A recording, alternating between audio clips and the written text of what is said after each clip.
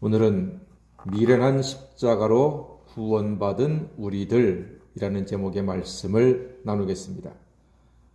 오늘 고린도전서 1장 18절로 25절 읽은 본문에 유난히도 많이 보이는 단어가 있습니다.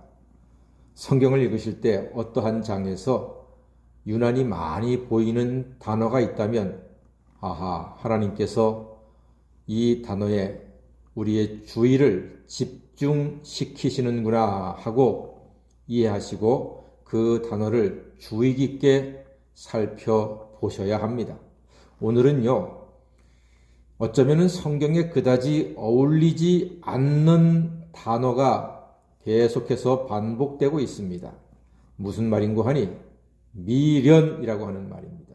미련, 18절 말씀에 미련한 것이 20절에도 이 세상의 지혜를 미련하게 하신 것이 아니냐. 21절에 전도에 미련한 것으로 23절에는 역시 이방인에게 미련한 것이다. 그리고 25절에는 하나님의 어리석음이 이렇게 표현되어 있습니다.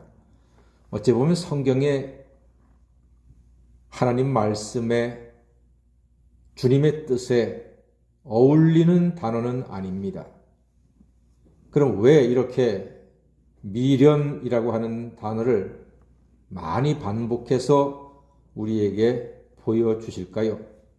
여러분, 세상 사람이 보기에는 예수 그리스도의 십자가가 미련하게 보인다는 것입니다. 하나님의 아들이 뭐가 부족해서 십자가에 못 박혀 죽었냐는 말입니다. 미련하게, 미련스럽게.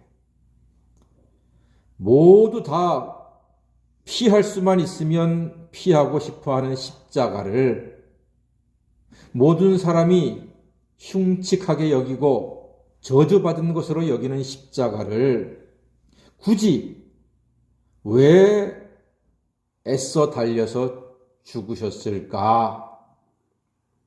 이방인들이 보기에는 그게 미련해 보인다는 겁니다. 할 수만 있으면 피하지. 힘든데.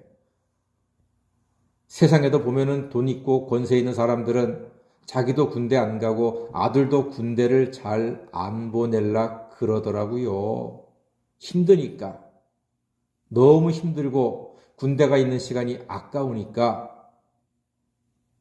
세상 사람들이 보는 십자가도 마찬가지예요. 하나님의 아들이 뭐가 부족해서 십자가에 애써 달렸냐? 아이고 미련스러워라. 지금 그렇게 사람들은 본다는 것입니다. 십자가를. 여러분, 오늘 말씀 보니까 심지어 그 미련한 십자가를요, 전하는 사람도 미련해 보인다는 말입니다. 십자가에 애써 달린 하나님의 아들 예수도 미련하지만 그 십자가를 전하는 사람들도 미련해 보인다. 그런 말이에요. 누가 십자가에 달린 예수를 믿으라고 한다면은 믿겠냐 말입니다. 십자가를 뽑아서 휘두르면서 로마 병정을 쳐 없애고 로마를 제압하면은 모를까? 십자가에서 죽은 사람을 누가 믿겠느냐? 지금 그런 이야기를 하고 있는 겁니다. 세상 사람들이 그렇게 보고 있다는 거예요. 여러분, 이 십자가의 도는 전적으로 이방인들에게 미련해 보일 수 있다는 것입니다. 십자가에서 힘없이 죽는 것이 무슨 의미가 있고 또 그게 무슨 능력이라는 말입니까? 하지만 사랑하는 성도 여러분, 미련한 십자가의 그 놀라운 은총으로 말미암아 모든 죄인은 죄사함과 구원을 받은 줄 믿습니다. 18절 말씀 다 같이 읽어보겠습니다. 고린도전서 1장 18절입니다. 시작. 십자가의 도가 멸망하는 자들에게는 미련한 것이요 구원을 받는 우리에게는 하나님의 능력이라. 아멘. 그렇습니다. 십자가의 도, 그 십자가의 놀라운 능력과 은혜가 멸망받는 자들에게는 미련한 것으로 보일지 모르지만은 십자가로 말미암아 구원받은 우리에게는 하나님의 능력이요, 하나님의 축복이요, 하나님의 은혜요, 하나님의 생명의 풍성한 은혜인 줄로 믿습니다. 예수의 십자가가 멸망받는 자들에게는 미련하게 보일 수 있지만 구원받는 자, 예수님을 나의 구주로 믿는 자들에게는 영원한 생명과 구원의 능력이 되는 것입니다. 죄의 싹은 사망이라고 했습니다. 의인은 없나니 하나도 없다고 했습니다. 모든 사람이 죄를 범하였음에 하나님의 영광에 이르지 못한다고 했습니다. 죄의 싹은 반드시 사망입니다. 여러분, 죄를 해결할 수 있는 방법은 딱 하나, 죽음밖에 없습니다. 죄의 싹은 사망이에요. 죄를 씻을 방법은 죽는 것밖에 없어요. 죽으면 죄는 다 해결됩니다. 세상에서도 죄인이 그 죄를 감당하지 못하고 만약에 스스로 죄를 씻겠다고 목숨을 버리면 모든 수사는 그걸로 종결됩니다.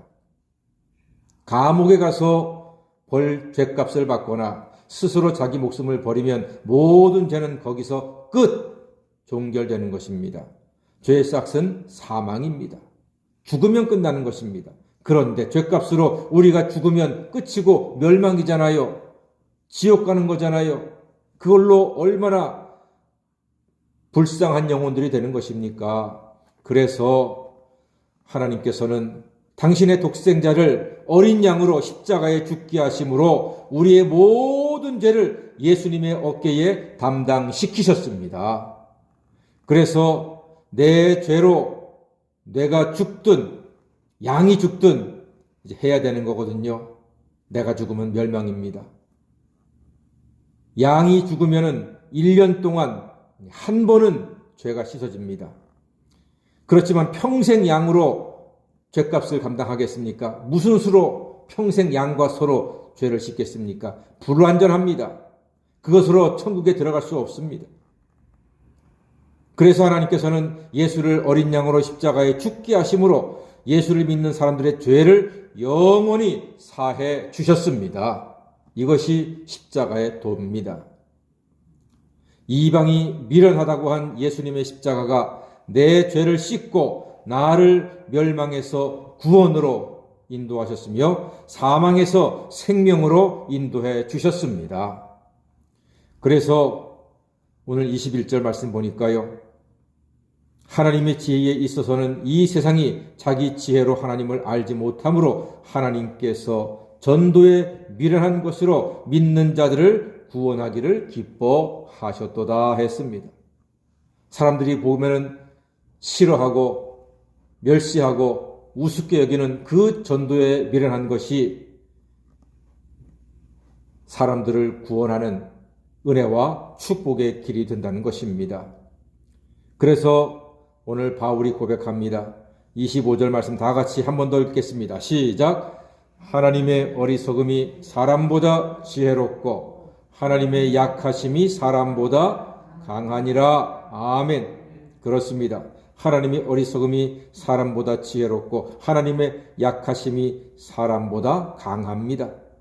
나를 죄와 사망과 멸망에서 구원하신 예수님의 십자가만을 영원히 붙들고 자랑하는 진정으로 지혜로운 하나님의 사람 되시기를 주님의 이름으로 간절히 축원합니다.